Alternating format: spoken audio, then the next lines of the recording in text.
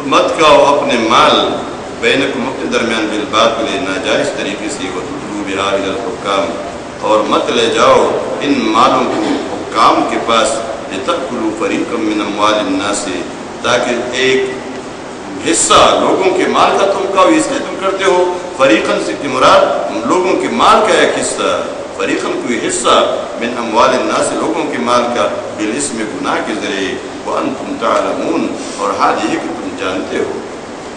یہاں یہ بات بتائی کہ تم اپنے اموال باطل طریقے سے نہ کھاؤ باطل طریقے سے نہ کھاؤ. یہ جتنی چیزیں حرام کی گئی ہے یہ حرام مال کس کا ہے؟ کسی کا تو ہے نا. تو کسی کا حق مارا گیا ہے کسی کا حق مارا گیا ہے ناجائز طریقے سے اس لیے یہ حرام ہے. یہ حق آپ کا نہیں ہے کسی دوسرے کا ہے. تو باطل طریقے سے اپنے مال مت کھایا کرو وتدلوا بہا الی الحکام اور حکام کے پاس بھی مت لے جایا کرو. تو حکام کے پاس مت لے جایا کرو کا مطلب ایک تو یہ ہے کہ حکام کو رشوت مت دو کہ دوسروں کے حقوق تم مال کے ذریعے خرید لو. رشوت اور رشوت اس لیے بڑا قبیح فعل ہے کہ اس کے ذریعے دوسرے کا حق خریدا جاتا ہے. حق دوسرے کا ہے. آپ پیسے لے کر جج سے دوسرے کا حق خرید لیتے ہیں. آپ وکیل سے خرید لیتے ہیں. آپ کسی بھی دوسرے آفیسر سے آپ اسکول کے پرنسپل سے دوسرے بچے کا حق خرید لیتے ہیں پیسوں کے بدلے.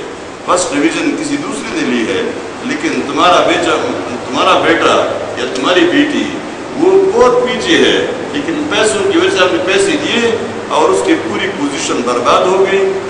جو حقدار تھی یا حقدار تھا وہ آپ نے پیسوں سے خرید دیا. یہ پیسے مت دیا کرو. دوسرا حکم ایک یہ بھی ہے وتدلوا بہا الی الحکام. کبھی کبھار ایسا ہوتا ہے ہمارے پڑوس میں ہمارے گاؤں میں ہمارے علاقے میں ایک شخص کی زمین ہوتی ہے اور وہ زمین ایسی ہے کہ مجھے پتا ہے اس کے پاس کچھ کاغذات زیادہ نہیں ہے جو یہ ثابت کر سکے زمین اس کی ہے. حالانکہ ہے اسی کی لیکن وہ کاغذی کارروائی اس کی پوری نہیں ہے. تو میں کہتا ہوں چلو دعویٰ کر لیتے ہیں.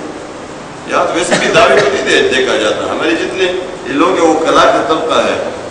وہ کلا کا طبقہ بڑا اہم طبقہ ہے. اگر یہ ٹھیک ہو جائے گا یہ پورا معاشرہ جرائم سے پاک ہو جائے گا.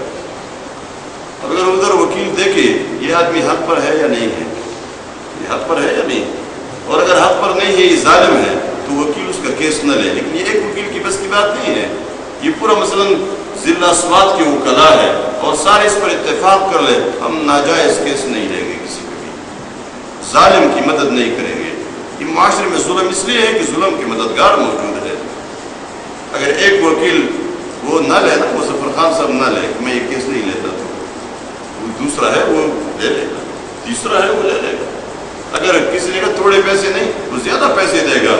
ظاہر بات ہے اس کے لیے کسی اور کی زمین پر قبضہ کی ہے تو اب وہ قبضہ کرنے کے لیے کچھ زیادہ پیسے بھی وہ دینے کے لیے تیار ہوگا. لیکن کیس تو بن جاتا ہے. صحیح ہوا تو جو شخص بھی آتا ہے تو وہ کلا کی طرف سے وہ محروم نہیں جاتا. بس اس کا کوئی نہ کوئی کیس وہ بنا لیتے ہیں طریقے ان کو آتے ہیں. لیکن اگر یہاں پتہ چلے بھائی یہ کیس غلط ہے یہ نہیں بن سکتا بس یہ غلط ہے اور اس کا کوئی مدد نہ کرے ظاہر بات ہے جرم نہیں ہوگا. یہ قبضے پھر نہیں ہوں گے یہ غلط قبضے. بہرحال کیس تو بن جاتے ہیں تو کہتے چلو ویسے بھی عدالت میری مددگار ہے وہ کلا موجود ہے پورا سسٹم ہے دعویٰ کر دو کچھ ملا تو بہت اچھا نہ ملا تو کچھ نہ کچھ تو مل جائے گا. بھائی صلح تو کر لیں گے چلو ہم صلح کر لیتے ہیں تو صلح میں کچھ نہ کچھ تو مل جائے گا. نہ بھی ملا تو کون سا میرا ہے. ٹھیک ہے یہ کام اللہ نے فرمایا یہ کام نہ کرو. وتدلوا بہا الی الحکام اور دوسروں کے اموال بادشاہوں کے پاس مت لے جایا کرو تاکہ وہاں سے اگر کچھ ملے تو بھی ظلم نہ ملے تو بھی تمہیں کوئی نقصان نہ ہو. یہ عدالت کا فیصلہ اگر ہو گیا تو عدالت کے فیصلے سے یہ زمین حلال نہیں ہوتی. یہ کوئی بھی مال آپ نے دوسرے کا قبضہ کیا تو لوگ کہتے بھئی یہ عدالت کا فیصلہ ہے. نبی کریم صلی اللہ علیہ وسلم نے فرمایا الا انما انا بشر انما يأتيني الخصم فلعل بعضكم ألحن بحجته من بعض فمن قضيت له بحق مسلم فإنما هي قطعة من نار فليأخذها فليحملها أو ليذرها. فرمایا میں بشر ہوں، میں انسان ہوں، کبھی کبھار میرے پاس مدعی اور مطالعے آ جاتے ہیں، مدعی مطالعے آ جاتے ہیں۔ ممکن ہے بعض دفعہ کوئی شخص بہت زیادہ چرب زبان ہے، تیز زبان والا ہے، اپنے دلائل ایسے بیان کرتا ہے کہ میں متاثر ہو جاتا ہوں، میں سمجھتا ہوں یہ حصہ اسی کا ہے، یہ مال اسی کا ہے، تو میں اس کے لیے فیصلہ کرتا ہوں۔ تو یاد رکھو، میں نے جس کے لیے کسی مسلمان کے حق کا فیصلہ کیا تو یہ جہنم کی آگ کا ٹکڑا ہے، جہنم کی آگ کا ٹکڑا ہے جو میں الگ کر کے دے رہا ہوں۔ اب جس کی مرضی ہے تو جہنم کی آگ کا ٹکڑا لے کر گھر چلا جائے، اور مرضی ہے تو اس کو چھوڑ دے، اس کو چھوڑ دے۔ اس کے ساتھ عقل بالباطل، عقل بالباطل، کہ باطل طریقے سے مال مت کھایا کرو۔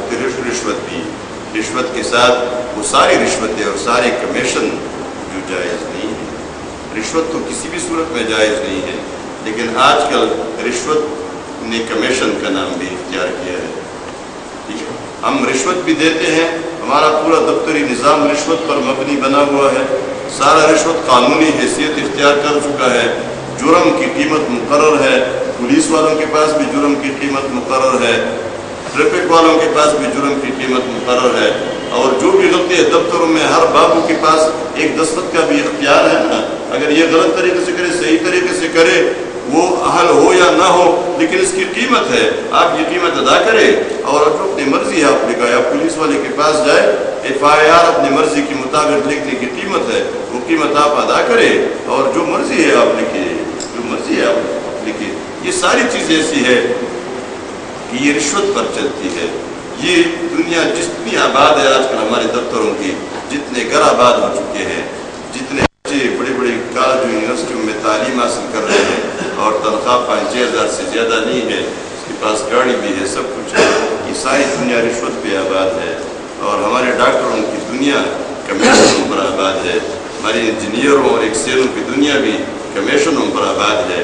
یہ ساری چیزیں یہ حرام ہے، عقل بالباطل ہے۔ ڈاکٹر اپنی فیس لیتا ہے تو اس کو اجازت ہے، وقت لگایا ہوا ہے، پیسہ بھی خرچ کیا ہوا ہے، جتنی فیس لیتا ہے یہ فیس لینا تو جائز ہے، لیکن لیبارٹریوں سے کمیشن، الٹرا ساؤنڈ والوں سے کمیشن، ایکس رے والوں سے کمیشن، سی ٹی اسکین والوں سے کمیشن، میڈیکل سٹور والوں سے کمیشن، دوائیوں کی کمپنی سے کمیشن، اور دوائی مریض کے لیے 10 روپے کی گولی کافی ہے، کفایت کرتی ہے، لیکن 500 روپے کی گولی لکھے گا دوسری کمپنی کا، اس لیے کہ اس نے 0 میٹر گاڑی لا کر کھڑی کر دی ہے، اور اس نے گھر میں ٹیلی ویژن رکھے ہے، گھر میں VCR اس کے ہے، گھر میں پورا فریج اس کا ہے، اس کمپنی کا ہے، فریزر اس کا ہے، جتنے بھی سارے سامان ہیں، نئے نئے چیزیں لا کر رکھی ہے بچوں کے لیے، اس نے تو وہی دوائی لکھنی ہے۔ تو دوائی اگر مریض کے لیے 1000 روپے والی بھی ضروری ہے تو آپ کا دیانت کا تقاضا ہے کہ وہی لکھے، لیکن اگر مریض کے لیے 10 روپے کی گولی کافی ہے اور آپ 1000 اور 500 والی لکھتے ہیں تو یہ آپ کا جتنا کمیشن یہ سارا یہ حرام ہے۔ کمیشن جو لیبارٹریوں سے وہ لیتے ہیں نا، الٹرا ساؤنڈ کی قیمت 150 روپے ہے، یہ 150 روپے وہ آپ سے ڈاکٹر کے لیے لے رہے ہیں آج کل، بالکل انڈیفینٹلی، اس میں کوئی شک نہیں۔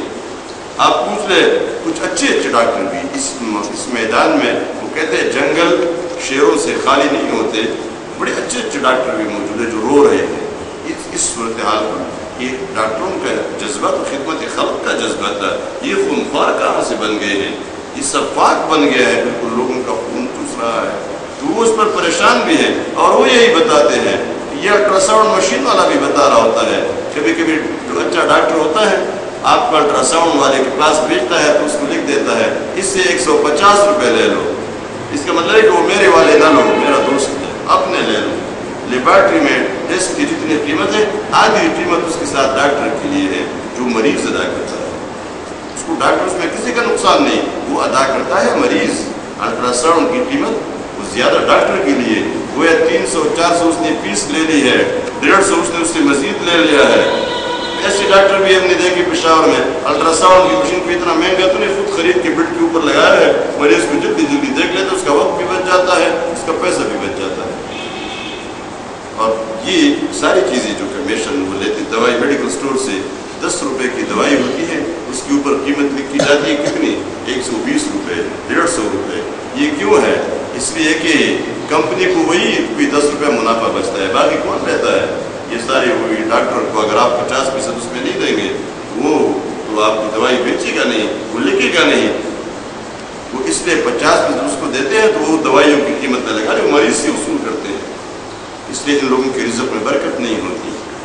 اس لیے مالدار آدمی سے بھی یہ پیسے وصول کرتے ہیں تو اس وقت وصول کرتے ہیں جب وہ کرا رہا ہوتا ہے، وہ قابل رحم حالت میں ہوتا ہے، اور یہ اس کے پیسوں کے لیے یہ بالکل جیسے وہ کہا آیا ہوا تھا، ایک تصویر آئی ہوئی تھی، میں نے کہا یہ اور اسی طرح جتنے بھی یہ ہیلے حوالے حرام کے لیے بنائے گئے ہیں جن کی تفصیلات قرآن کریم میں آ رہی ہیں، عقل بالباطل کی حرام کاروبار کے لیے کرائے پر جگہ دینا، یہ اپنے حلال کام کو، حلال مال کو حرام کرنے کی مقرر دیتے ہیں۔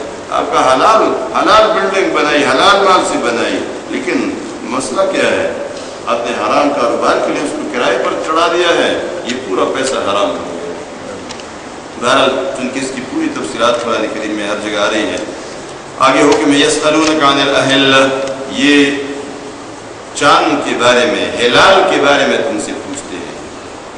اب دیکھیں، قل ان سے کہہ دو ہی مواقیت للناس، سوال یہ ہوا تھا کہ یہ ہلال نکلتا ہے تو چھوٹا ہوتا ہے، پھر آہستہ آہستہ بڑا ہوتا ہے، آج تھوڑا بڑا پھر چھوٹا ہونا شروع ہو جاتا ہے، اس کی کیا حکمت ہے؟ فرمایا ان کو بتا دو، قل ان سے کہہ دو ہی مواقیت للناس، یہ تاریخوں کی تعین کی علامتیں ہیں، مواقیت تاریخوں کی تعین کی علامتیں ہیں، والحج اور حج کے اوقات کا تعین ہے، ولیس البر، اور کوئی نیکی نہیں، بأن تأتوا البیوت من ظہورها، کہ تم گھروں کو پیچھے کی طرف سے آؤ، پیچھے کی طرف سے۔ یہ لوگ جب حج پر جاتے تھے، احرام باندھتے تھے تو گھر کے پیچھے کی طرف سے داخل ہوتے تھے، وہ کہتے اس لیے کہ ہم نے تو ان دروازوں سے ہم داخل ہو گئے تھے اس لباس کے ساتھ، اور ہم بڑے گناہ گار تھے، گناہ، اب وہ لباس ہم نے اتار دے تو ان دروازوں سے ہم نے نہیں آنا۔ تو یہ عقل نہیں ہے کہ یہ گناہ تو اس جسم نے بھی کیے ہیں، کپڑوں نے تو گناہ نہیں کیا تھا، گناہ تو جسم نے کیا ہے، پھر جسم کو سزا دو۔ اللہ نے فرمایا نہیں، وقت البیوت ولکن البر من اتقى، نیکی کیا ہے؟ نیکی وہ ہے، یہ ہے کہ نیکی اس شخص کی نیکی ہے اتقى، جس نے تقوی اختیار کی، پرہیزگار بنا۔ وقت البیوت من ابوابها، اور گھروں کو دروازوں کی طرف سے آؤ۔ واتقوا اللہ لعلکم تفلحون، اور اللہ کی نافرمانی سے بچو تاکہ تم کامیاب ہو جاؤ۔ وقاتلوا فی سبیل اللہ الذین یقاتلونکم ولا تعتدوا، وقاتلوا، اور جنگ کرو، یہ سب سے پہلا حکم ہے جو قتال کا مدینہ منورہ میں دیا جا رہا ہے۔ اس کے بعد پھر غزوہ بدر پیش آیا ہے، لیکن یہ ابتدائی حکم ہے۔ فرمایا وقاتلوا، اور جنگ کرو، فی سبیل اللہ، اللہ کے راستے میں، الذین، ان لوگوں کے ساتھ، یقاتلونکم، جو تمہارے ساتھ جنگ کرتے ہیں، یعنی خود جنگ کی ابتدا نہ کرو، جو تمہارے ساتھ جنگ کرتے ہیں تو ان کے ساتھ جنگ کرو۔ ولا تعتدوا، اور تم حد سے تجاوز مت کرو۔ حد سے تجاوز کرنے کا مطلب یہ ہے کہ تم بوڑھوں کو قتل نہ کرو، بچوں کو قتل نہ کرو، جسموں کا مسئلہ نہ کرو، یعنی ان کے اعضاء مت کاٹا کرو۔ ان اللہ لا يحب المعتدین، یقین اللہ حد سے تجاوز کرنے والوں کو پسند نہیں کرتا۔ وقتلوہم حیث ثقفتموہم، اور ان کو قتل کرو جہاں بھی تم ان کو پاؤ۔ واخرجوہم، اور ان کو نکالو، من حیث اخرجوکم، جہاں سے تمہیں نکالا۔ والفتنة اشد من القتل، اور فتنہ قتل سے بھی زیادہ شدید ہے۔ اصل میں یہ لوگ کہتے ہیں یہ اسلام نے کیوں اجازت دی ہے جنگ کرنے کی؟ اس لیے کہ اس میں تو قتل و قتال ہے، اس میں تو خون بہتا ہے، یہ تو بڑا فتنہ ہے۔ تو فرمایا اصل میں فتنہ تو شرک کا فتنہ ہے، اللہ کی نافرمانی کا فتنہ ہے، جس سے یہ پورا نظام ڈسٹرب ہو جاتا ہے۔ تو یہ فتنہ قتل سے زیادہ شدید ہے، یہ فتنہ قتل سے زیادہ شدید ہے۔ تم تو قتل کے پیچھے لگے ہو، قتل کیوں ہوتا ہے؟ لیکن یہ جو باقی سارے فتنے، اپنے فتنے نظر نہیں آ رہے، سزا نظر آ رہی ہے۔ لوگ ہوتے ہیں نا، اپنا جرم نظر نہیں آ رہا، لیکن جو سزا ہوئی ہوتی ہے وہ سزا نظر آ رہی ہوتی ہے۔ یہ بہت بڑی سزا ہے، بڑی خطرناک، یہ ظلم ہے، لیکن جو تم نے کچھ کیا ہے وہ تمہیں نظر نہیں آ رہا۔ وَلَا تُقَاتِلُوهُمْ عِنْدَ الْمَسْجِدِ الْحَرَامِ، اور مسجد حرام کے پاس ان کے ساتھ جنگ نہ کرو، اس لیے کہ اس پر پابندی ہے۔ حَتَّى يُقَاتِلُوكُمْ فِيهِ، یہاں تک کہ وہ لوگ تمہارے ساتھ جنگ کرے۔ فَإِنْ قَاتَلُوكُمْ فَاقْتُلُوهُمْ، تو اگر انہوں نے تمہارے ساتھ جنگ کی، فَاقْتُلُوهُمْ، تو ان کو قتل کرو۔ كَذَلِكَ جَزَاءُ الْكَافِرِينَ، یہ اسی طرح بدلہ ہے کافروں کا۔ فَإِنْ انْتَهَوْا، تو اگر یہ روکے، فَإِنَّ اللَّهَ غَفُورٌ رَحِيمٌ، مہربان ہے. وقاتلوہم حتی لا تکون فتنہ، اور جنگ کرو ان کے ساتھ جب تک فتنہ باقی نہ رہے، جب تک فتنہ باقی نہ رہے. وَيَكُونَ الدِّينُ لِلَّهِ، اور عبادت پورے کا پورا اللہ کے لیے خالص ہو جائے. دیکھیں یہاں جہاد فی سبیل اللہ کی حکمت بتائی گئی ہے. آپ آج کل کے زمانے میں ذرا تھوڑے سے بیدار بھی ہو جائے، جاگ جائے، ورنہ تھوڑا تھوڑا پانی ساتھ رکھنا ہوگا تاکہ آپ اوپر ڈالیں. یہ بھی طریقہ ہوتا ہے کہ جس کو نیند آئے اس کو ہم کھڑا کر دیں. باہر بھیجنے سے تو نقصان ہوگا، وہ سنے گا نہیں، لیکن اس کو تھوڑی دیر کے لیے کھڑا کر دیا جائے تاکہ نیند بھاگ جائے. یہ نشاندہی بھی کافی ہوگی. تو یہ اگر آپ جاگ جائے تو آپ ایک بات سنیں، اہم بات سنیں جہاد فی سبیل اللہ کے بارے میں.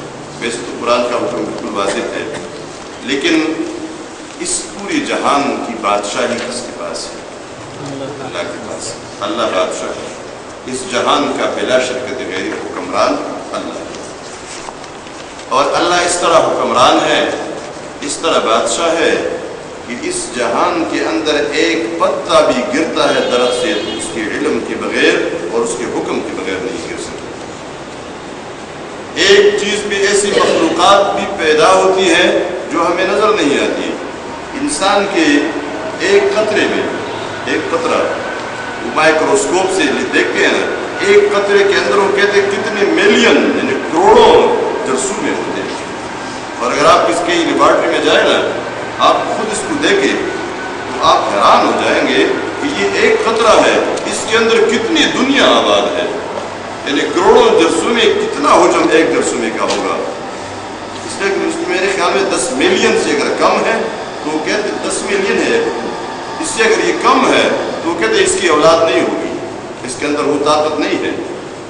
مطلب کروڑوں جرثومے موجود ہونے چاہیے اور موجود ہوتے ہیں.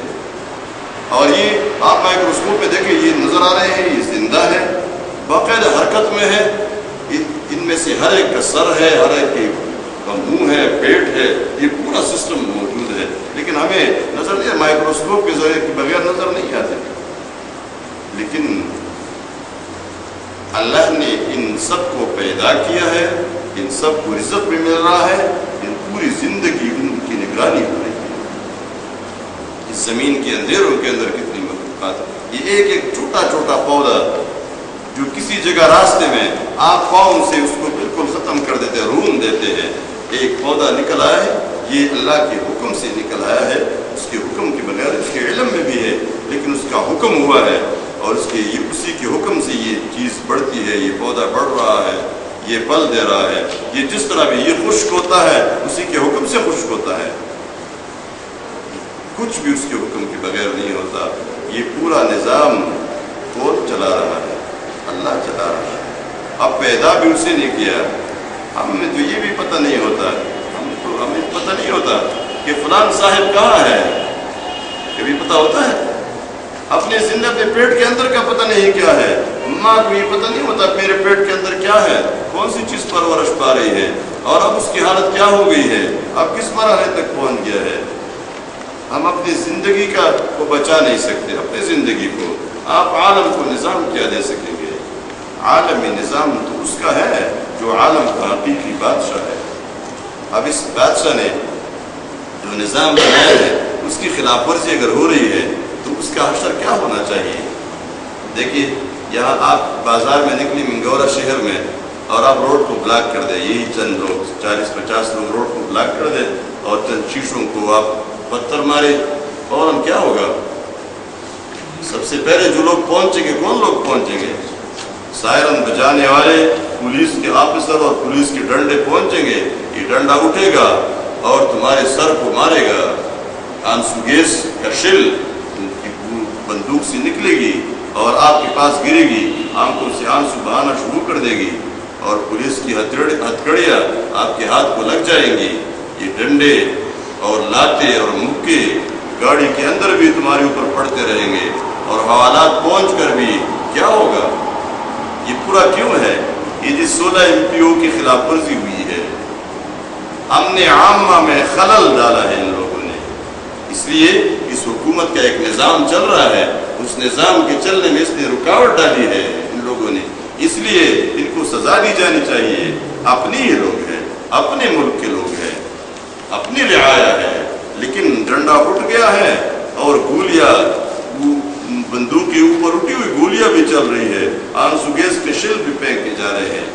تو جب اس رب کا, اس جہان کے بادشاہ کا قانون کوئی توڑے گا تو کیا اس کا ڈنڈا نہیں اٹھے گا؟ اس کا ڈنڈا نہیں گرے گا آپ پر؟ اور پھر سامنے جب ہم دیکھتے ہیں کہ انسان کھڑا ہوتا ہے, ایک باغی, وہ کہتے ہیں عالمی نظام میں دوں گا, نیو ورلڈ آرڈر اس نے دینا ہے, عالمی نظام وہ کہتے ہیں میرا چلے گا. اب میں نے آپ کو مثال دی تھی نا, ایک گندم کے خوشے میں جس کے اندر بے شمار دانے ہیں, ایک پودا, ایک اس میں کومپل کے اندر جتنے دانے, ایک دانے کے پاس ایک چونٹی بیٹھی ہوئی ہے, اور وہ کیا کہتے ہیں, اس زمیندار کو فصل کی کٹائی نہیں کرنی چاہیے. عالمی نظام, اس کا نظام ہے, اس کا اپنا عالم ہے. اب چونٹی سے آپ پوچھیں, اس کا عالم وہی ہے, اس کا عالم یہ اس کی دنیا ہے. اب اس دنیا کے لیے وہ کہتے ہیں عالمی نظام میرا چلے گا. اب زمیندار کو پابند کر رہی ہے کہ آپ نے فصل کی کٹائی نہیں کرنی, اس لیے ہمارا نظام ڈسٹرب ہو رہا ہوتا ہے. آپ میں سے کچھ لوگ حج کے لیے گئے ہوں گے, لیکن ٹیلی ویژن پر تو سب نے دیکھا ہوگا, لاکھوں لوگ خصوصاً طواف زیارت کے وقت یا رمضان میں لاکھوں لوگ بیک وقت طواف کر رہے ہوتے ہیں, لاکھوں, یعنی بلا کسی اس کے مبالغہ کی لاکھوں لوگ چل رہے ہوتے, طواف کر رہے ہوتے. کوئی مشکل پیش آتی ہے؟ کوئی مشکل پیش نہیں آتی. لیکن اس دوران اگر آپ دیکھیں ایک شخص الٹا چل پڑے, لوگ اس طرف جا رہے ہوتے ہیں, کعبہ بائیں طرف ہوتا ہے, دائیں طرف باہر کی طرف ہوتا ہے, اور جا رہے ہوتے ہیں, چل رہے ہوتے ہیں. کوئی شخص اگر بیمار بھی نہیں جا سکتا, وہ بھی درمیان میں چل رہا ہے. کوئی اس کو وہ کہتے میں نہیں جا سکتا, لوگ مجھے چلا کے لے گئے. لیکن اس دوران ایک فرد الٹے سائڈ پہ چلنا شروع کر دے, مشکل پیش آئے گی یا نہیں آئے گی؟ اور چند دو چار اس کے ساتھ مزید مل جائے اور ان سب کو کہے تم ہٹ جاؤ, راستہ کھول دو تم, اور اگر وہ راستہ نہ دے کہ تم سب دہشت گرد ہو, سب القاعدہ والے ہو, دہشت گرد ہو فلان, اس لیے کہ تم نے ہمارے نظام کو ڈسٹرب کیا, ہم آگے جا رہے ہیں اور ہمیں راستہ نہیں دے رہے. سب لوگ اسے کہہ رہے بھائی الٹا جا رہے ہو, یہ پوری دنیا کو تم نے خراب کیا, ڈسٹرب کیا. کہتے نہیں, اور وہ مارنا شروع کر دے, قتل کرنا شروع کر دے, خون بہانا شروع کر دے, راستہ کھول دو. راستہ تو پھر بھی نہیں کھلے گا. آپ کتنا راستہ کھولیں گے زور زبردستی سے؟ یہ راستہ کھلے گا نہیں, اس لیے کہ راستہ بند ہوگا تمہارا, نتیجہ یہ ہوگا تمہارا ہی بند ہوگا. لیکن فی الحال کون بیوقوف ہوگا جو ان کی اس موقع کو تسلیم کرے اور وہ کہے کہ نظام ہمارا ہوگا, جس طرح ہم جا رہے یہ ٹھیک ہے, اور اس کے بس میں ہے نہیں کہ ان 5-10 کو تو یہ پکڑے گا, رکا ہوا ہے, وہ کڑے ہیں, نہیں جا سکتے. لیکن باقی جو لاکھوں کی دنیا جا رہی اس کو روک سکتا ہے؟ نہیں روک سکتا, اس کی بس کی بات ہی نہیں ہے. اب حضرت بش کہتا ہے عالمی نظام میرا چلے گا, تو تمہارا نظام تو تمہارے پینٹاگان کے گرد بھی نہیں چل سکتا, اس کے گرد بھی تو نہیں. تو خود اتنا ڈرپوک ہے عالمی نظام دینے والا کہ جب کہیں ایک گولی چلتی ہے کہ یہ جہاز اڑا تھا اور وہ اس کے وہ کنٹرول ٹاور سے اس کا رابطہ کٹ گیا ہے, جی جہاز کا رابطہ کٹ گیا ہے, تو یہ عالمی نظام والا کہ کہیں نامعلوم مقام پر منتقل ہو گئے, صدارتی محل کو چھوڑ کر اب جو ادھر واشنگٹن میں نہیں ہے, کہاں نامعلوم مقام پر منتقل ہو گئے. اتنے ڈرپوک کا عالمی نظام کیا ہوگا؟ یہ عالمی نظام تو رب العالمین کا ہے. اب اگر یہ کہتا ہے کہ اس عالمی نظام کے لیے ضرور میرے ساتھ ملو اور جنگ کرو, اور لاکھوں کا قتل عام جاری ہو, لاکھوں خون بہ رہا ہو, اور اللہ کے عالمی نظام والے آرام سے بیٹھے ہو کہ جی بالکل خاموش ہو جائے, کیا حکم ہوگا یا نہیں ہوگا؟ اللہ کی لاٹھی حرکت میں آئے گی یا نہیں آئے گی؟ مومنوں کو اسی لیے حکم دیا گیا ہے, سورہ توبہ میں اس کی پوری تفصیل آ رہی ہے یہاں بھی, کہ اٹھو اور ان کے خلاف جنگ کرو, اٹھو اور ان کے خلاف جنگ کرو, یہ فساد ختم کرو, یہ فتنہ ہے. اللہ کے عالمی نظام کو جس نے روکا ہوا ہے, جس نے بریک لگائی ہے, اور نظام تو پورا چل رہا ہے, جہاں جہاں یہ رکاوٹ آئی ہے اس رکاوٹ کو ختم کرو, یہی وہ فتنہ ہے. وقاتلوہم حتی لا تکون فتنۃ ویکون الدین للہ، ان کے ساتھ لڑو حتیٰ کہ فتنہ باقی نہ رہے اور عبادت سب کے سب اللہ کے لیے ہو جائے۔ فَإِنِ انْتَهَوْا، تو اگر یہ فتنے سے رک گئے، فتنے کو چھوڑ دیا، یہ عالمی نظام نے واپس لے لیا، فَلَا عُدْوَانَ إِلَّا عَلَى الظَّالِمِينَ، تو نہیں ہے کوئی زیادتی، کوئی سزا دینا إِلَّا عَلَى الظَّالِمِينَ، مگر ظالموں پر۔ اب دیکھیں معاف کر دو، پھر فَلَا عُدْوَانَ، کوئی زیادتی نہیں مگر ظالموں پر پھر بھی ہوگی، بدلہ لیا جائے گا۔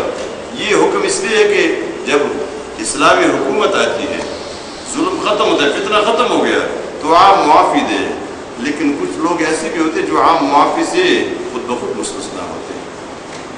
وہ مجرم لوگ جن کے جرائم اتنے شدید ہوتے ہیں کہ انہیں پورے اس نقصان کے اور اس فتنے کے ذمہ دار لوگ ہوتے ہیں، ان لوگوں کو عام معافی میں نہیں لایا جاتا، اس کو ان کو باقاعدہ سزا دی جاتی ہے۔ نبی کریم صلی اللہ علیہ وسلم نے مکہ فتح کیا تو آپ نے عام معافی کا اعلان کیا، عام معافی کا اعلان کیا، لیکن عقبہ بن ابی معیط اس کو معاف نہیں کیا تھا، نضر بن حارث کو معاف نہیں کیا تھا، یہ بدر میں تھے دونوں، نضر بن حارث بدر کے قیدیوں میں سے تھے جن سب کو معافی دی گئی تھی، لیکن ان کو معاف نہیں کیا تھا۔ اور 4 لوگ تھے فتح مکہ کے دوران، عام معافی کا اعلان ہوا، لیکن ان 4 کو پکڑا گیا اور ان 4 کو قتل کر دیا گیا۔ جرائم بہت بڑے تھے، حتیٰ کہ ان میں سے ایک کعبے کی دیوار کے ساتھ چپکا ہوا تھا، اپنے آپ کو ایسے مضبوط باندھا ہوا تھا جیسے، ان سے وہاں سے ہٹایا گیا اور قتل کر دیا گیا۔ فلا عدوان الا علی الظالمین، جو ان کے ظالم لوگ ہیں وہ قابل معافی نہیں ہے، اس لیے کہ یہ پورا سسٹم تو خراب انہوں نے کیا تھا۔ اگر عام معافی دی جاتی ہے تو ان عالمی نظام بنانے والوں کو کبھی معافی نہیں دی جا سکتی۔ الشہر الحرام بالشہر الحرام والحرمات قصاص، حرام مہینوں کے بدلے میں ہے اور ان کی حرمتیں برابری میں ہے، یعنی ماہ حرام کا بدلہ ماہ حرام ہی ہے اور تمام حرمتوں کا لحاظ برابری کے ساتھ ہوگا، والحرمات قصاص، اور حرمتوں کا لحاظ برابری کے ساتھ ہوگا۔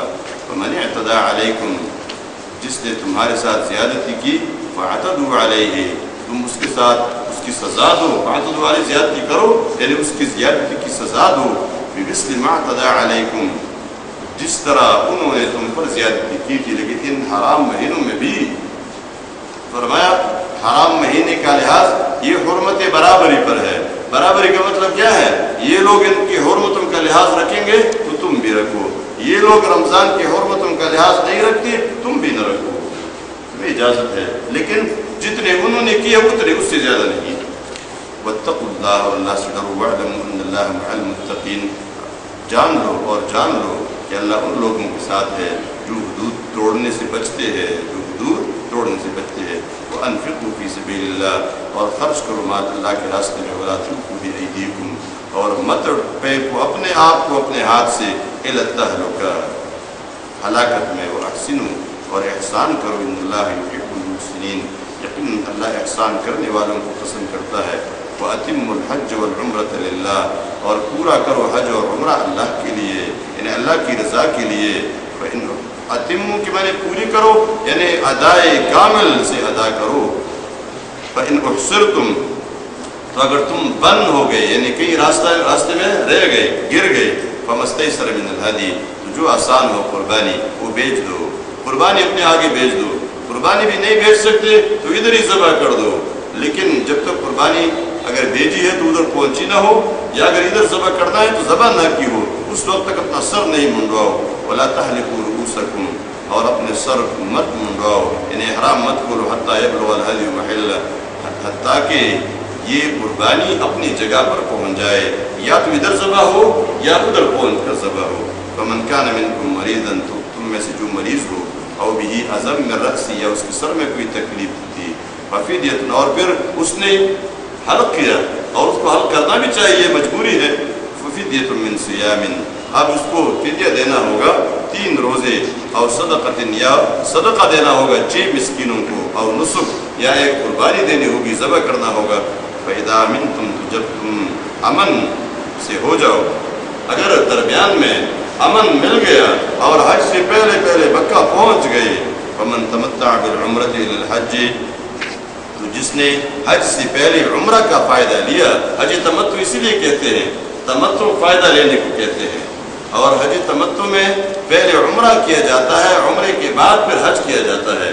احرام یعنی میقات سے ہم عمرے کا احرام باندھتے ہیں اور پھر حج کا احرام تو مکہ ہی سے باندھا جاتا ہے. تو یہ ایک موقع، ایک فائدہ دیا گیا ہے باہر کے لوگوں کو، ورنہ عمرہ الگ کرنا چاہیے، حج الگ کرنا چاہیے.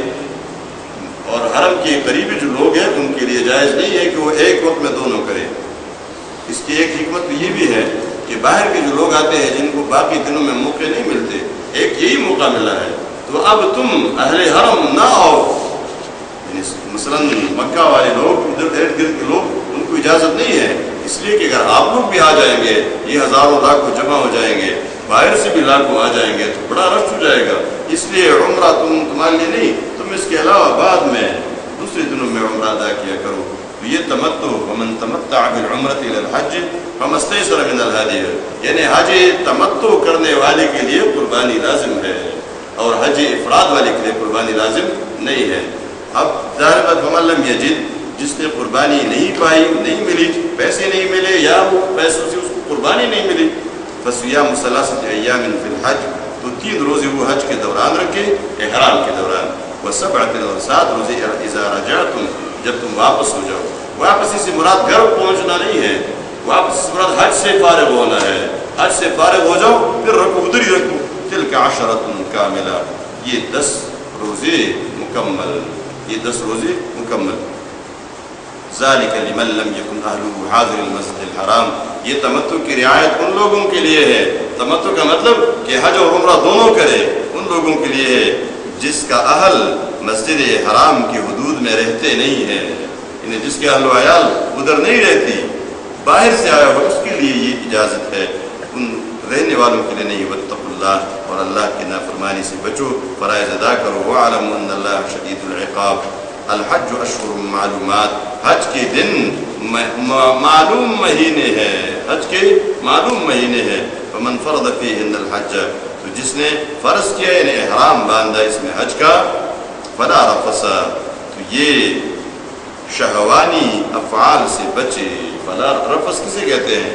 وہ انسانی خواہش اور انسانی شہوت کی باتیں، یہ باتیں نہ کرے. ولا فسوق، اور معاصی نافرمانی بھی نہ کرے، گناہ کے کام بھی چھوڑ دے. ولا جدال، اور جھگڑے بھی نہ کرے. فی الحج، حج میں.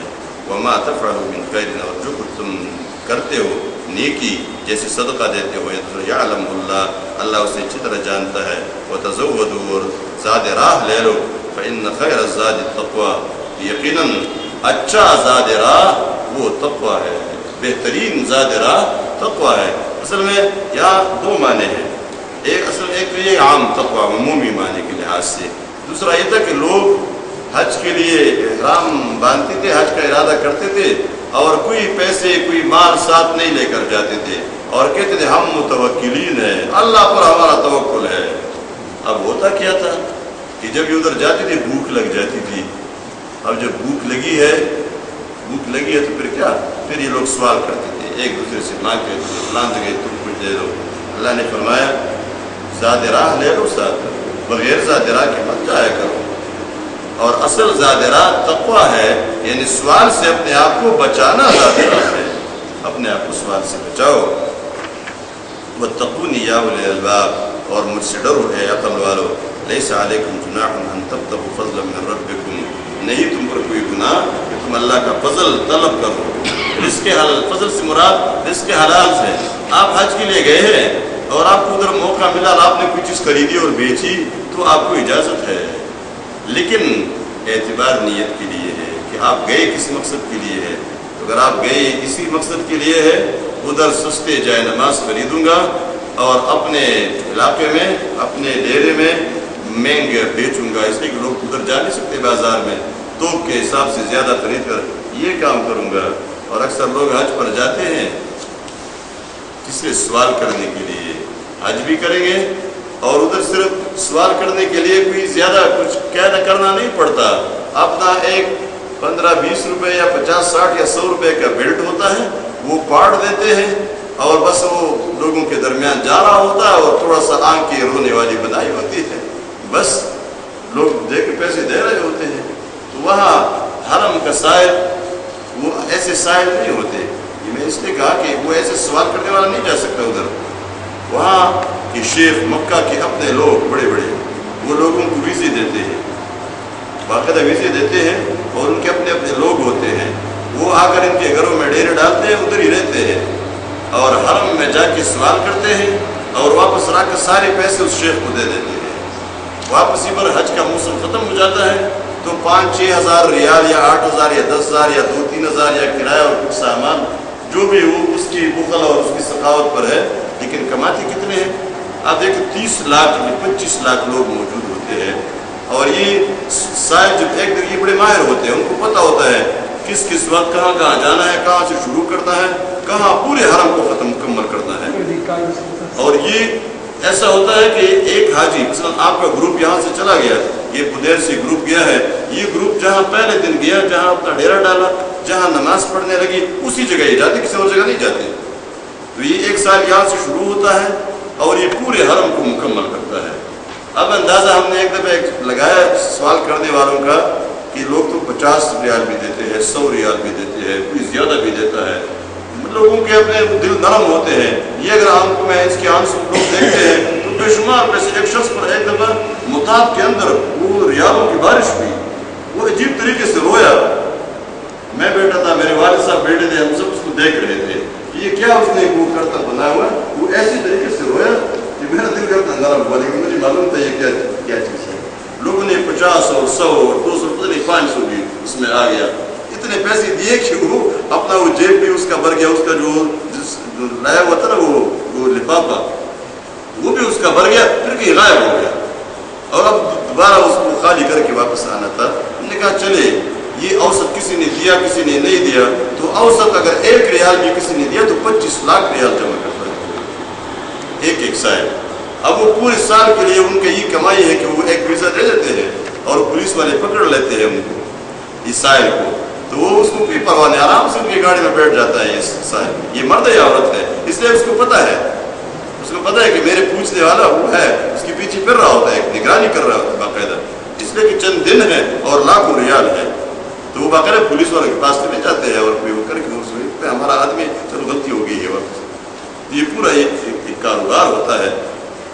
تو ایسا نہ ہو کہ اس مقصد کے لیے گئے ہو، ان کا حج پھر حج نہیں ہے، لیکن آدمی گیا ہے حج کے لیے، لیکن وہاں دیکھا کوئی چیز، بعض لوگ جو کاروباری ذہن والے لوگ ہوتے ہیں، جو تجارت میں مہارت ہوتی ہے، وہ جا کر پوری بازار کو بیچ کرتے ہیں، اور آپ کسی مکے کے بازار میں یہاں کے ایک تاجر کو بیچ دو، دکاندار کو، وہ فوراً معلوم کر لے گا اس چیز کو یہاں خریدو وہاں بیچو، وہاں خریدو یہاں بیچو، یہ سارا اتنا منافع ہو جائے گا۔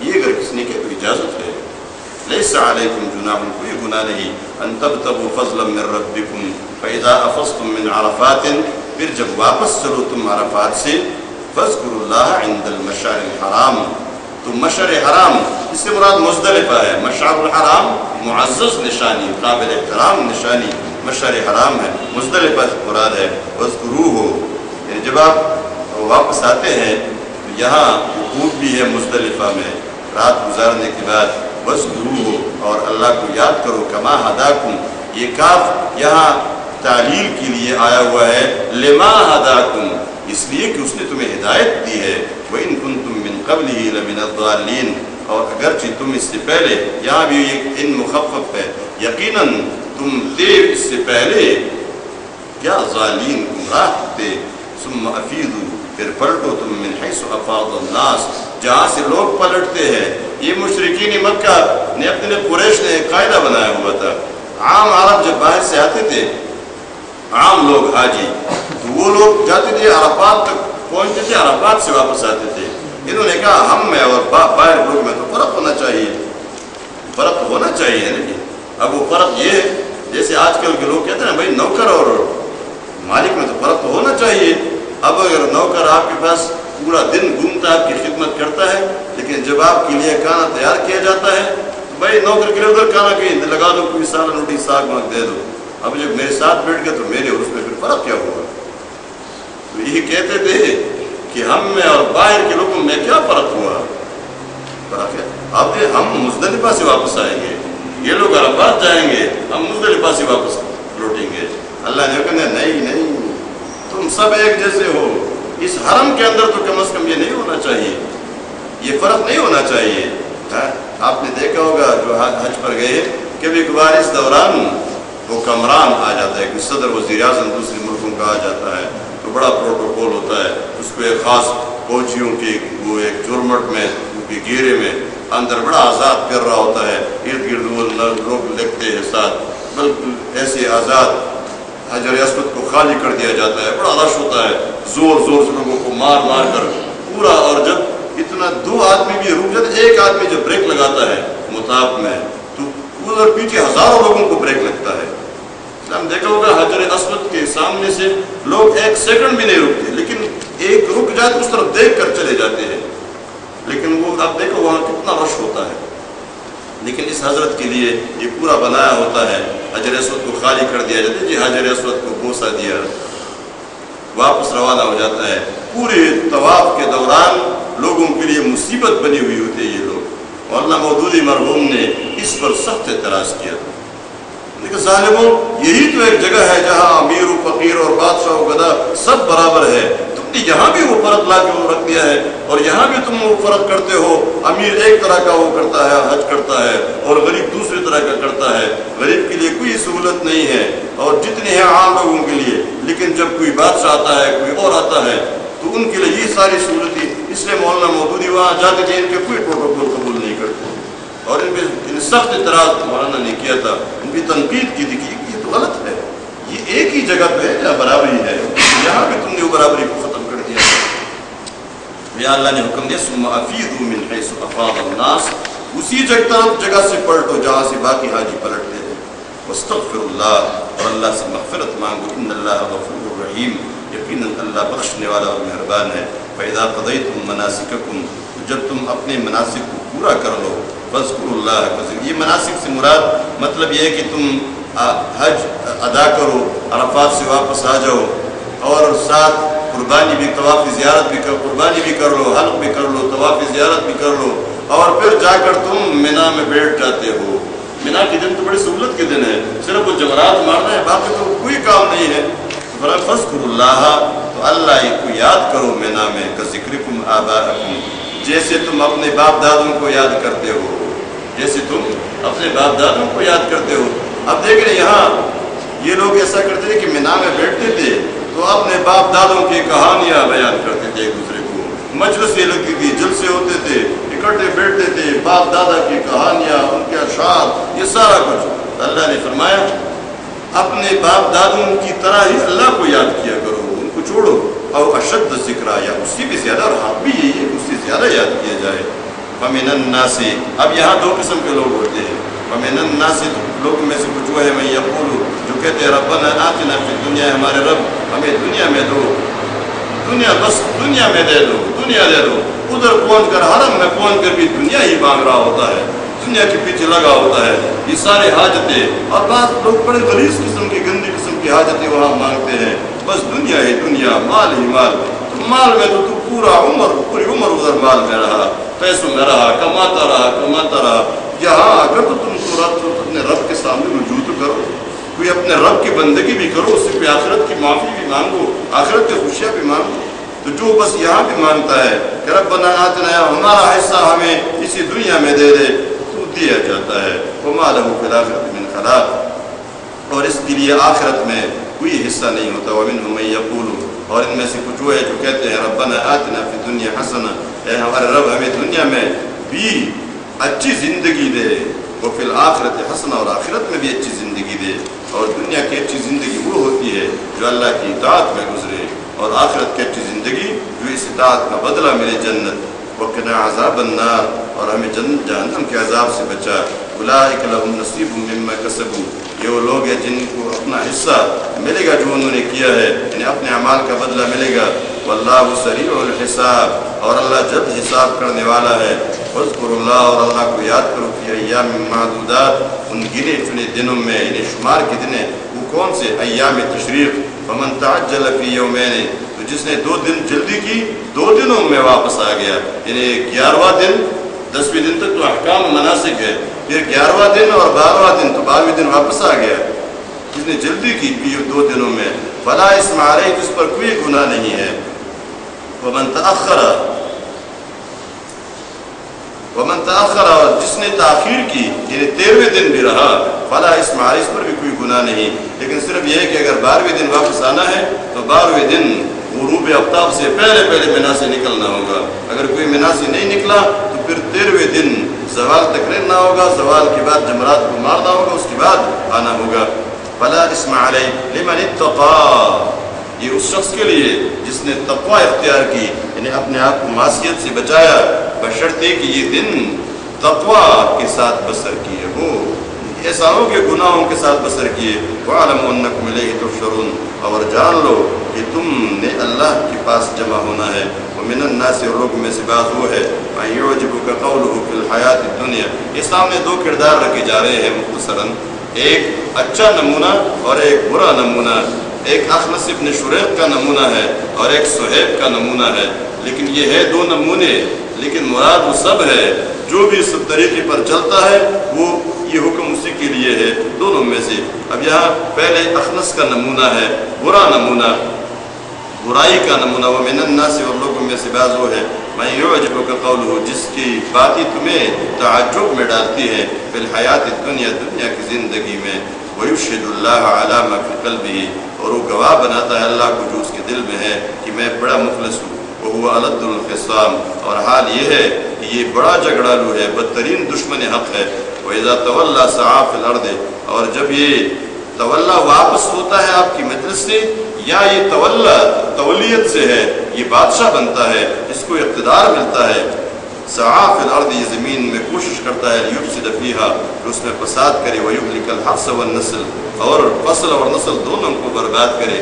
یہ فصل اور نسل یا تو یہ کہ وہ خود اس کو برباد کرے، آگ لگا دے، لیکن یہ کہ ایک باغی کی وجہ سے بھی یہ نسلیں اور فصلیں سب تباہ ہو جاتی ہیں. اللہ کا قہر آتا ہے، بارشیں رک جاتی ہیں، تو یہ ساری چیزیں تباہ ہو جاتی ہیں. واللہ لا يحب الفساد، اور اللہ فساد کو پسند نہیں کرتا. وَإِذَا قِيلَ لَهُ اتَّقِ اللَّهَ، اور جب اسے کہا جاتا ہے اللہ سے ڈرو، أَخَذَتْهُ الْعِزَّةُ بِالْإِثْمِ، أَخَذَتْهُ الْعِزَّةُ بِالْإِثْمِ، آمادہ کرتی ہے اس کو اس کی عزت گناہ پر. عزت کیا ہے؟ یہ یہاں عربی میں بھی یعنی اپنے وقار کا اور اپنی عزت کا خیال اسی گناہ پر جما دیتا ہے. اپنی عزت اور وقار کا خیال گناہ پر آمادہ کر دیتا ہے اور جما دیتا ہے، یعنی غروری گناہ. یہاں پشتو میں اردو میں کہا جاتا ہے نا، ہماری ناک کٹ جائے گی اگر ہم نے یہ کام کیا. ہم نے یہ کام کیا، مثلا ہم نے ایک شخص سے کہا، ہمارے ایک ساتھی شہید ہو گئے تھے افغانستان میں، تو اس کی بیوی رہ گئی تھی، جوان تھی، 3 بچے تھے. ہم نے اس کی سسر سے کہا کہ ظاہر اس کا رشتہ کہیں کرنا ہوگا. انہوں نے کہا نہیں، تو ہماری ناک کٹ جائے گی. تو ہم نے کہا یہ تمہاری ناک تو ہم نے کاٹنی ہے، یہ ناک تو کٹ جانی چاہیے. جو ایک جوان بچے کی پوری زندگی کا دشمن ہو، اس ناک کو تو کٹنا چاہیے. اب دیکھیں یہاں یہ ناک اس کو گناہ پر آمادہ کر دیتی ہے. ناک کی حفاظت، یہ عربی میں اس کو آنفہ کہتے ہیں، انفن سے ہے. یہ آنفہ، یہ ناک کی عزت اس کو گناہ پر آمادہ کر دیتی ہے. فحسبہ جہنم، اس کا ٹھکانہ جہنم ہے، یعنی اس کے لیے کافی ہے یہ سزا. وَلَبِئْسَ الْمِہَادُ، اور بہت برا ٹھکانہ ہے، بہت برا ٹھکانہ ہے. اس سے مراد یہاں اخنس ابن شریق ہے، یہی بڑا جھگڑالو تھا. وَمِنَ النَّاسِ مَن يَشْرِي نَفْسَهُ ابْتِغَاءَ مَرْضَاتِ اللَّهِ، اور لوگوں میں سے بعض وہ ہے جو اپنے آپ کو کپا دیتا ہے، بیچ دیتا ہے، ابتغاء مرضات اللہ، اللہ کی رضامندی کے لیے، یعنی اپنا مال دے کر اپنے آپ کو بیچ دیتا ہے. صہیب رومی رضی اللہ عنہ کے بارے میں یہ بات آئی ہے، یہاں مفسرین نے لکھی ہے کہ صہیب ہجرت کرنے لگا تو مکہ والے جمع ہو گئے اور ان سے کہا تم ہجرت نہیں کر سکتے، تم مال یہاں کمایا تھا، خالی ہاتھ آیا تھا، پورا مال یہاں کمایا، اب کیسے تو لے کر جائے گا. صہیب نے اپنا پورا مال ان کے حوالے کر دیا، چھوڑ دیا، اور تنہا مدینہ منورہ پہنچ گئے. نبی کریم صلی اللہ علیہ وسلم کو جب پتہ چلا تو بار بار فرماتے رہے، ربح صہیب، ربح صہیب، ربح صہیب. صہیب نے نفع کمایا، صہیب نے نفع کمایا، صہیب نے نفع کمایا. اب دیکھیں بظاہر تو دیوالیہ ہو گیا ہے صہیب، لیکن صہیب نے نفع کمایا، اس لیے کہ اپنا آپ خود اللہ کے راستے میں اللہ کی رضا کے لیے بیچ دیا۔ یہ ہجرت اور جہاد کے حوالے سے یہ آیت اتری تھی۔ واللہ رؤوف بالعباد، اور اللہ بڑا مہربان ہے اپنے بندوں پر۔ اب یہاں اخنس کا نمونہ ہے، لیکن جو بھی اخنس کے راستے پر چلے گا اسی کے لیے یہ ہے، اور اسی طرح صہیب بھی ایک نمونہ ہے۔ تو صہیب اچائی کا نمونہ ہے، خیر کا نمونہ ہے، بلائی کا نمونہ ہے۔ اخنس ابن شریح برائی کا نمونہ ہے، اور قرآن کریم میں اسی طرح کے نمونے آتے رہتے ہیں۔ یا ایھا الذین آمنوا ادخلوا فی السلم کافہ، اے مومنو اسلام میں پوری کی پوری داخل ہو جاؤ۔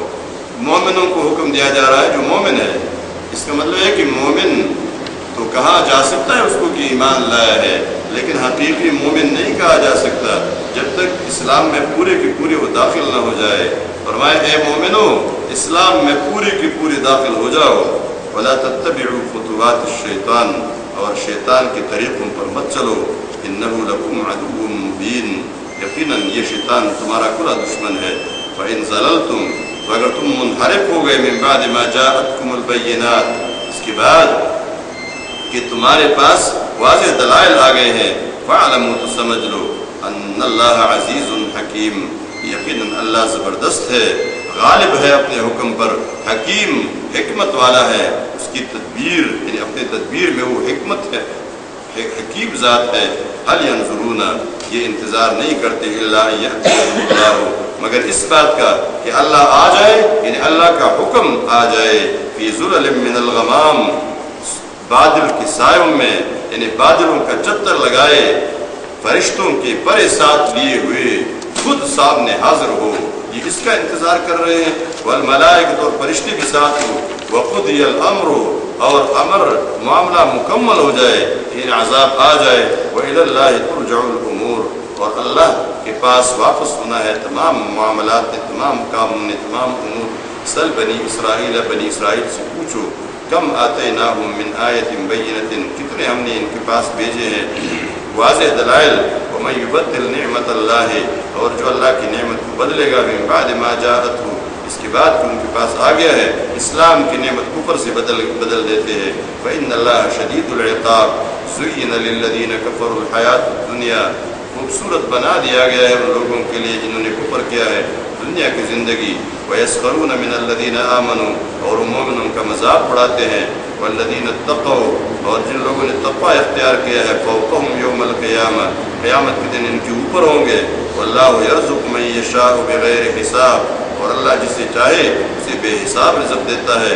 كَانَ النَّاسُ أُمَّةً وَاحِدَةً، تھے لوگ ایک جماعت، پہل لوگ سب ایک جماعت تھے، تو انہوں نے اختلاف کیا، اور اختلاف کیا فبعث اللہ النبیین، تو اللہ نے پیغمبر بھیجے، مبشرین، خوشخبری دینے والے، ومنذرین، اور ڈرانے والے، وانزل معهم الکتاب بالحق، اور نازل کیا ان کے ساتھ کتاب سے مراد تمام کتابیں ہیں، جن سے کتاب، بالحق، حق کے ساتھ، لیحکم بین الناس، تاکہ لوگ فیصلے کرے ان لوگوں کے درمیان، فی مختلف فی، ان معاملات میں جن میں ان کے درمیان اختلاف آ گیا تھا، ومختلف فیہ، اور اختلاف نہیں کیا تھا اس میں، الا الذین اوتوہ، مگر ان لوگوں نے اختلاف کیا تھا خود جن کو یہ کتاب دی گئی تھی، من بعد ما جاءتهم البینات، اس کے بعد کہ ان کے پاس واضح دلائل آ گئی۔ یہ کیوں اختلاف کیا تھا؟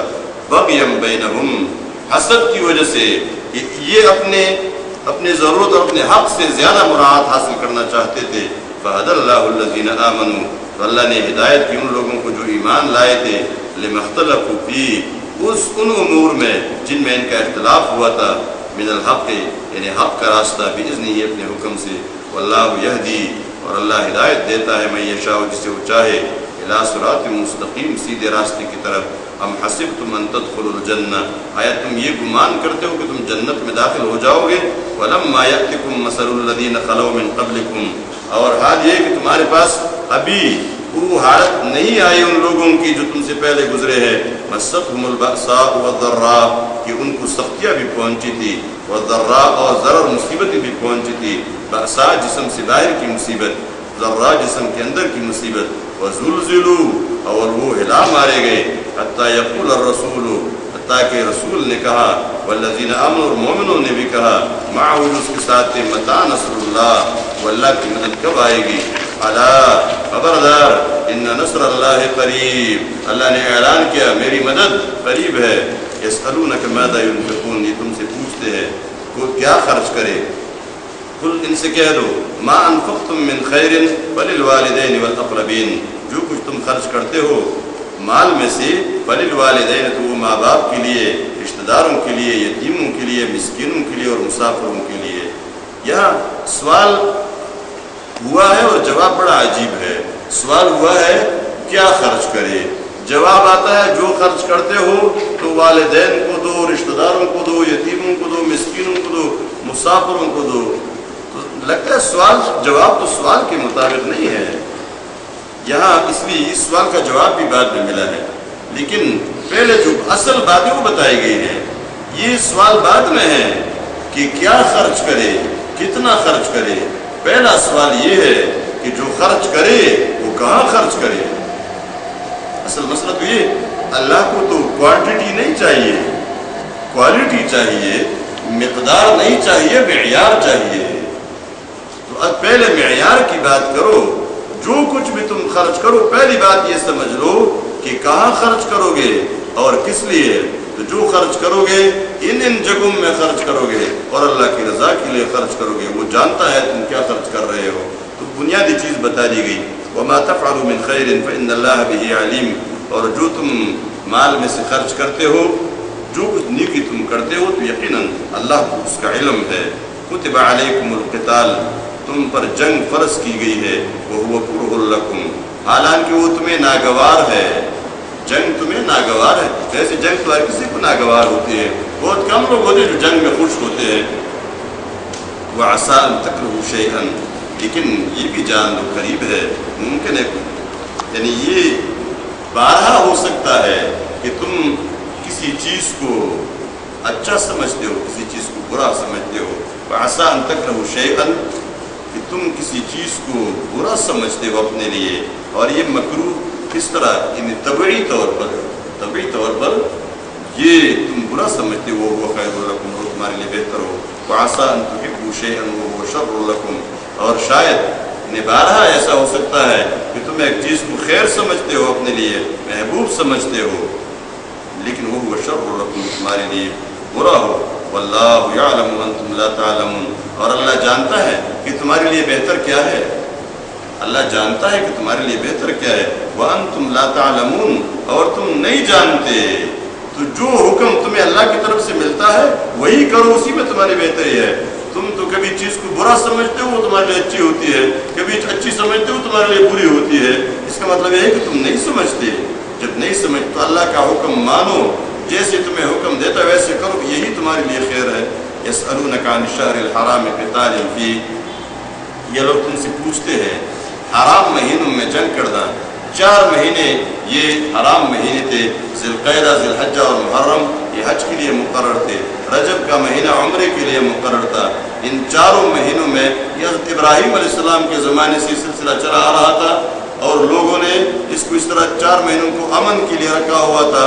لوگ اس میں آزادانہ گھومتے پھرتے تھے، پورے عرب کو امن نصیب ہوتا تھا. اور اس میں سب لوگوں کی اجازت تھی کہ وہ باہر نکلے، حج کے لیے جائے، تجارت کے لیے جائے. اور اسی وجہ سے عرب لوگوں کے سفر بھی انہی مہینوں میں ہوا کرتے تھے. سب لوگوں کو معلوم ہوتا تھا یہ امن کے مہینے ہیں، اس میں ہمیں کوئی کچھ نہیں کہے گا. کوئی تنہا بھی سفر کر رہا ہے کوئی اس پر ہاتھ نہیں ڈالتا. تو یہاں ایک واقعہ ایسا ہوا، نبی کریم صلی اللہ علیہ وسلم نے غزوہ بدر سے کچھ عرصہ پہلے ایک سریہ روانہ کیا تھا، اور عبداللہ الحضرمی کو اس کا رئیس بنایا تھا، امیر بنایا تھا. یہ لوگ گئے تھے وہاں. کوئی مسئلہ ایسا ہوا کہ مشرکین قریش کا ایک جماعت ان کو ملی.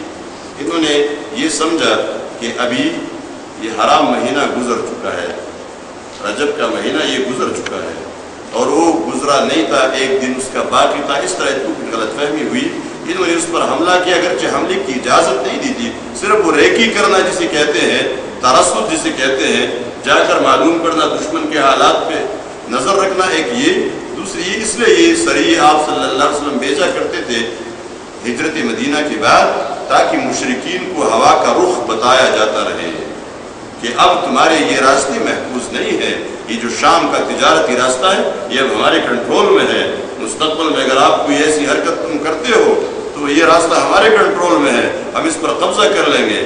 اور سعد بن معاذ رضی اللہ تعالیٰ عنہ بھی جب مدینہ منورہ سے چل کے عمرے پر گئے تھے، عمرے پر جا کر انہوں نے وہاں پکڑا، جہل نے اسے کہا تھا تم کون ہو، یہاں آ کر تم عمرہ کرو گے؟ ہمارے ایسے لوگوں کو جو ہمارے باغی ہے بے دین لوگوں تم نے پناہ دی ہوئی ہے، تم یہاں بڑے آرام سے یہاں عمرے کرتے رہو گے؟ کبھی نہیں کر سکتے۔ سعد بن معاذ رضی اللہ عنہ نے جواب دیا تھا تم نے اگر مجھے اس سے روکا تو میں تمہیں اس سے روکوں گا جو تمہارے لیے اس سے زیادہ سخت ہے۔ تو وہ حیران ہو گیا کہ وہ کیا ہوگا، ابو جہل حیران ہو گیا وہ کیا ہوگا؟ اور اس نے کہا طریقک علی المدینہ، یہ شام کا جو تمہارا مدینہ منورہ سے گزرا ہوا تجارتی راستہ ہے تم کیا سمجھ رہے ہو یہ محفوظ ہوگا؟ ابو جہل ڈر گیا، اس کو چھوڑ دو۔ اگرچہ پہلے بھی اس نے جس کے مہمان تھے اس سے ڈرتے تھے، اسی کی وجہ سے اس کو دیکھا فلانے کے مہمان نہ ہوتے تو میں تمہارے ساتھ یہ اور یہ کرتا۔ یہاں بھی اسی مقصد کے لیے یہ سریے جایا کرتے تھے، لیکن جنگ کی اجازت نہیں تھی۔ ان لوگوں نے اس قافلے کے ساتھ جنگ کی اور اس کے شخص کو مارا، یعنی یہ شخص جو ان کا قتل ہوا، ایک شخص مارا گیا اور باقی سب پورا مال یہ واپس لے آئے۔ اور جب یہ لوگ واپس آئے، یہ قافلہ سریہ واپس آیا تو نبی کریم صلی اللہ علیہ وسلم نے اس پر بڑے ناراضگی کا اظہار کیا۔ یہ عبداللہ حضرمی جس کو قتل کیا گیا تھا، اس پر بڑا ایک ہنگامہ انہوں نے برپا کیا اور انہوں نے کہا ویسے یہ دعوے کرتے ہیں کہ حرام مہینوں کا ہم احترام کرتے ہیں اور دیکھیں حرام مہینے رجب میں آدمی کو قتل کیا ہے۔ یہ ایک بڑا جب ہنگامہ انہوں نے برپا کر دیا، اللہ تبارک تعالیٰ نے وحی نازل کی کہ یہ لوگ تم سے پوچھتے ہیں، یہ لوگ پوچھتے ہیں، کیا پوچھتے ہیں؟ قتال فی شہر الحرام قتال فی، محترم مہینوں میں جنگ کرنے کے بارے میں پوچھتے ہیں، جنگ کرنے کے بارے میں پوچھتے ہیں۔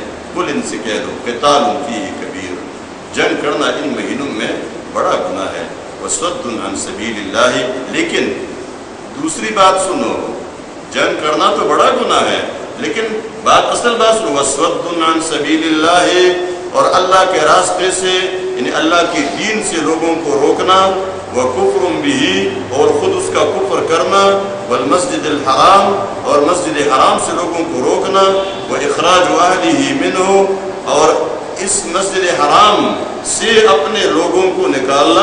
اللہ کے رسول صلی اللہ علیہ وسلم اور آپ کے ساتھیوں کو مکہ سے انہوں نے نکالا تھا، ان کو نکالنا اکبر عند اللہ، یہ قتل سے بڑا جرم ہے، اکبر عند اللہ من القتال، جنگ کرنے سے یہ بڑے جرم ہے، یہ بڑے جرائم ہے۔ والفتنة اکبر من القتل، اور یہ شرک کا فتنہ، یہ تو الگ جو آپ کی کرتوت ہے، لیکن شرک والفتنة، اور فتنہ کون سا فتنہ؟ شرک کا فتنہ، اکبر من القتل، یہ قتل سے بڑا گناہ ہے، قتل سے بڑا جرم ہے۔ تو تم لوگ قتل کے پیچھے پڑے ہوئے ہو۔ یہی شخص عبداللہ بن جہش اس سریے کے امیر تھے اور یہ عبداللہ الحضرمی اس میں قتل ہو گئے تھے۔ یہ ایک معمولی سا واقعہ قتل کا ہوا ہے، تم قتل کے پیچھے لگے ہوئے ہو، یہاں جو تمہارے جرائم ہیں وہ اس سے بہت بڑے ہیں۔ تو ہمارے ہاں ایک مثال مشہور ہے، پشتو میں ہے، وہ کہتے ہیں یہ چاندنی ہے تو غلبیل، کہتے غلبیل آیا چاندنی جس سے آٹا چانا جاتا ہے، اور اس نے کوزے سے کہا کہ تمہارے اندر تو 2 سوراخ ہے، اس کو تانا دیا تھا بے غور اور رکڑا تاکہ وہ 2 سوری تھی، تو اپنے بے شمار سوراخوں کو نہیں دیکھ رہا تھا اور اس کوزے کے 2 سوراخ اس کو نظر آ رہے تھے۔ تو ان سے یہ کہا جا رہا ہے کہ یہ قتل یقیناً گناہ ہے، یہ جرم ہے، لیکن اللہ کے دین سے لوگوں کو منع کرنا، کفر کرنا، مسجد حرام سے لوگوں کو روکنا، اس کے اہل کو، رہنے والوں کو یہاں سے بدر کرنا، یہ کوئی معمولی جرم لگتا ہے تمہیں؟ یہ معمولی جرم نہیں، بڑا جرم ہے، قتل سے بڑا جرم ہے۔ وَلَا يَزَالُونَ يُقَاتِلُونَكُمْ، اور پھر فرمایا مومنوں کو یہ ہمیشہ تم سے لڑتے رہیں گے، حَتَّى يَرُدُّوكُمْ عَنْ دِينِكُمْ، حتیٰ کہ تمہیں اپنی دین سے واپس پھیر دے۔ اگر یہ کر سکے، مطلب یہ ہے کہ مومنوں کو کوئی اپنے دین سے پھیر نہیں سکتا. وَمَن يَرْتَدِدْ مِنكُمْ اور جو تم سے پھر گیا عن دینی اپنے دین سے فَيَمُتْ اور مر گیا وہ کافر اور کافر تھا توبہ نہیں کیا فَأُولَٰئِكَ حَبِطَتْ أَعْمَالُهُمْ یہ وہ لوگ ہیں جن کے اعمال باطل ہو گئے ہیں فی الدنیا والآخرت دنیا میں بھی اور آخرت میں بھی وَأُولَٰئِكَ أَصْحَابُ النَّارِ اور یہ سب جہنم والے ہیں ہم فیہا خالدون اور اس میں ہمیشہ رہیں گے. ان الذین آمنوا یقیناً وہ لوگ جو ایمان لائے ہیں والذین ہاجروا اور لوگ جنہوں نے ہجرت کی ہے وجاہدوا فی سبیل اللہ اور اللہ کے راستے میں جہاد کیا ہے اولئک یرجون رحمت اللہ یہ وہ لوگ ہیں جو اللہ کی رحمت کی امید رکھتے ہیں واللہ غفور رحیم. یسألونک عن الخمر والمیسر اب یہ ایک اور مسئلہ آ گیا. یہ لوگ شراب اور جوئے کے بارے میں تم سے پوچھتے ہیں. اب دیکھ رہے یہاں اس سے پہلے ایک حکم آیا تھا سورہ النحل میں اور وہ حکم بڑا نرم تھا اس سے بھی زیادہ نرم اور اس سے لوگ سمجھ گئے تھے اکثر لوگ کہ شراب اچھی چیز نہیں ہے. وہ سورہ النحل آیت نمبر 67 ہے اس میں فرمایا ان کھجوروں کے بارے میں تتخذون منه سکرا ورزقا حسنا کہ ان کھجوروں سے آپ نشے والی چیزیں بھی بناتے ہیں ورزقا حسنا اور اچھا رزق بھی بناتے ہیں. تو سب کو پتہ چلا کہ شراب اچھا رزق نہیں ہے اس لیے اللہ نے نشے والی چیز کو ایک طرف کر دیا کہ ان سے تم شراب بھی بناتے ہو لیکن رزق حسن بھی بناتے ہو اچھا رزق بھی بناتے ہو. تو سب لوگوں کو ایک کراہت سے ہو گئی نفرت سے ہو گئی. اللہ فرما رہا ہے شراب اچھا رزق نہیں ہے. یہ دوسرا حکم ہے.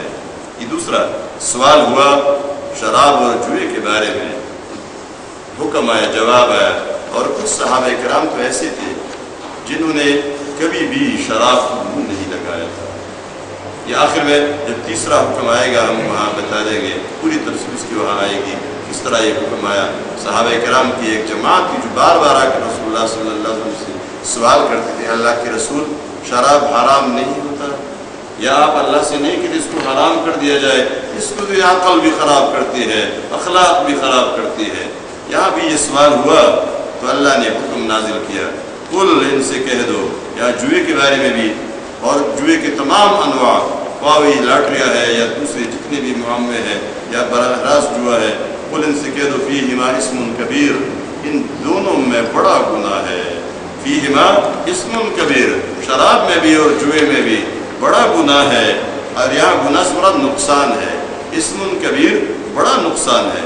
لیکن ساتھ اب دیکھیں پہلا حکم ہے نا لوگ تیار نہیں ہیں وَمَنَافِعُ لِلنَّاسِ اور کچھ فائدے بھی لوگوں کے ہیں. وقتی طور پر تھوڑا سا ہیجان پیدا ہو جاتا ہے ہیجان آتا ہے نا جسم میں شاید اس جسم کی شرابی کے جسم میں شراب سے تازگی آتی ہے جس طرح نسواری کے جسم میں نسوار سے تازگی آتی ہے. سگریٹ یاد میں فضول چیزیں ہیں سارے وہ اس کی تازگی آتی ہے. اور ایک عام آدمی کے جسم میں کبھی چائے پینے سے تازگی آتی ہے پانی پینے سے بھی تازگی آ جاتی ہے کھانے پینے سے تازگی آتی ہے. لیکن جو لوگ غلط چیزوں کے عادی ہو جاتے ہیں تو کچھ فائدے تو ملتے ہیں ان کو وَمَنَافِعُ لِلنَّاسِ جوئے میں بھی کبھی کبھار آدمی بھی فائدہ حاصل کر لیتے مال دنیا کا مل جاتا ہے. تو یہاں وہ جو باریک رگے ہیں نا اس کو بڑے حکمت کے ساتھ اللہ نے چڑھا اور بتا دیا اس میں کچھ نفع بھی ہے کچھ فائدے بھی ہے لیکن سنو وَإِسْمُهُمَا أَكْبَرُ مِن نَّفْعِهِمَا اور اس کا جو نقصان ہے وہ نفع سے بہت زیادہ ہے. دوسرا حکم ہے نا بلکہ ابتدائی حکم ہے تو کیا فرمایا وَإِسْمُهُمَا أَكْبَرُ مِن نَّفْعِهِمَا ان دونوں کا نقصان فائدے سے بہت زیادہ ہے نقصان فائدے سے بہت زیادہ ہے.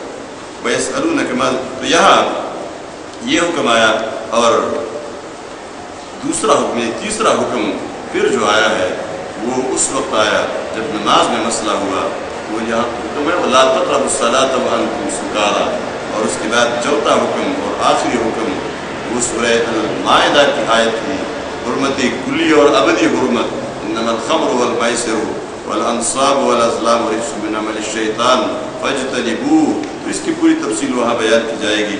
وَيَسْأَلُونَكَ مَاذَا يُنْفِقُونَ یہ پھر وہ سوال دہرایا گیا کیا خرچ کرے. یہاں بتایا گیا قُلِ الْعَفْوُ جو تم سے زیادہ ہو اضافی تمہاری حاجتوں سے زیادہ ہو. لیکن یہ ذرا آپ نوٹ رکھیں کہ مال کون کہاں کب زیادہ ہوتا ہے. یہاں آپ کی حاجتوں سے جو زیادہ ہو، حاجتوں سے، ضرورت سے تو مال زیادہ ہو جاتا ہے لیکن عیاشی سے نہیں زیادہ ہوتا.